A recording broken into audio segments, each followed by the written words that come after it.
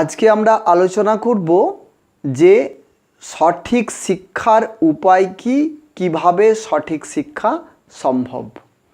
তাহলে সঠিক শিক্ষা কিভাবে লাভ করা যায়? সঠিক শিক্ষা লাভ করতে গেলে দেখতে হবে আমাদেরকে সঠিক দিশা কে দেখায়। তাহলে সঠিক দিশা দেখাতে পারে শব্দ, শব্দই পারে সঠিক দিশা দেখাতে। তাহলে শব্দ কিভাবে সঠিক দিশা দেখাবে? প্রথমে আমরা কি করব, একটা শব্দ নেব, শব্দের স্থান খুঁজব, তারপর শব্দের গুণ। তাহলে শব্দের নাম, তারপর শব্দের স্থান, তারপর শব্দের গুণ। এই নাম, স্থান, গুণ তিনটা এক সারিতে এলেই শব্দটি সম্পূর্ণ, তখনই শিক্ষা সম্পূর্ণ হয়। যেমন কলম একটি শব্দ, কলম তারপরে কি বস্তুটা নেব, সেটা হচ্ছে স্থান, কলমের কার্যক্ষেত্র বা ক্রিয়াক্ষেত্র, তারপর কলমের গুণ কি? কলমের গুণ হলো লেখা, তার লেখার ক্ষমতা আছে কিনা দেখতে হবে। তাহলে প্রথমে নেব নাম, তারপর স্থান, তারপর গুণ। এই নাম, স্থান, গুণ তিনটা এক সারিতে এলেই একটি শব্দ শিক্ষা সম্পূর্ণ হলো।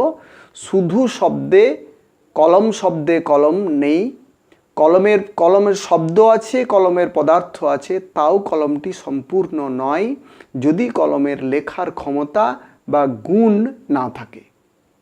তাহলে নাম, স্থান, গুণ এই তিনটা সম পরিমাণে থাকলে, সঠিক পরিমাণে থাকলে তবেই একটা শিক্ষা সম্পূর্ণ হয়, তার আগে সম্পূর্ণ হয় না।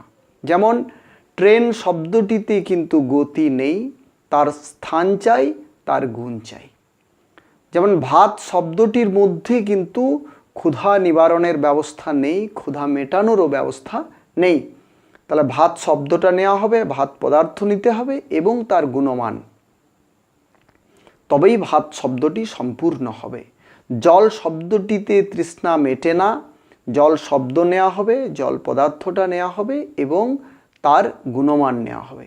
তাহলে এই নাম, স্থান, গুণ তিনটা এক সারিতে এলেই শিক্ষা সম্পূর্ণ, শব্দটি সম্পূর্ণ। তাহলে জগতে একই রকমভাবে কি আছে? পদার্থ। তাহলে পদার্থ হচ্ছে পদ। যেমন মানুষ একটা পদ, তাহলে মানুষের কি থাকছে? প্রথমে মানুষের নাম, তারপরে মানুষের শরীর, তারপরে মানুষের মস্তিষ্ক বা গুণমান। এই তিনটা এক সারিতে এলে তখন শব্দার্থ, পদার্থ, ভাবার্থ এক হলো, এক সারিতে এলে। এই তিনটা অর্থ যখন একসঙ্গে যুক্ত হয় সেটাই হলো সূত্র। সু মানে নিকটে, ত্র মানে তিন। এই শব্দার্থ, পদার্থ, ভাবার্থ তিনটা এক সূত্রে যখন বাঁধা হয় তখনই শিক্ষা সম্পূর্ণ। এটা কোথায় পাওয়া যাবে? আমরা স্কুল, কলেজ, ইউনিভার্সিটি, অন্যান্য শিক্ষা প্রতিষ্ঠানে কিন্তু শিক্ষা খুঁজছি, কিন্তু শিক্ষা রয়েছে আমাদের মস্তিষ্কে। আমাদের মস্তিষ্কেই রয়েছে সমস্ত কিছু, আমাদের ভেতরেই আছে সব কিছু। কেন? জগতে খোঁজার কিছু নেই, বোঝার আছে। যদি মানুষ বুঝতে চায় তাহলে সে বুঝতে পারবে, কিন্তু যদি খুঁজে যায়, খুঁজতে খুঁজতে সে কিন্তু পথ হারাবে, বিভ্রান্ত হবে, ক্রম ছিন্ন হয়ে যাবে। তাহলে বুঝতে হবে। কোথায় বোঝার ব্যবস্থা আছে? মানুষের মস্তিষ্কে আছে। তাহলে সেই বোধ লাভ করলেই শিক্ষা সম্পূর্ণ হয়। প্রথমে শব্দবোধ, তারপর পদার্থবোধ, তারপর ভাবার্থবোধ। এই তিনটে বোধ লাভ করলেই শিক্ষা সম্পূর্ণ, তার আগে শিক্ষা সম্পূর্ণ হয় না। শিক্ষা শুধু শব্দে যদি আটকে থাকে তাহলে সে শিক্ষা ক্রম ছিন্ন শিক্ষা। শুধু শব্দ এবং পদার্থেই যদি শিক্ষা আটকে থাকে সেটাও ক্রম ছিন্ন শিক্ষা।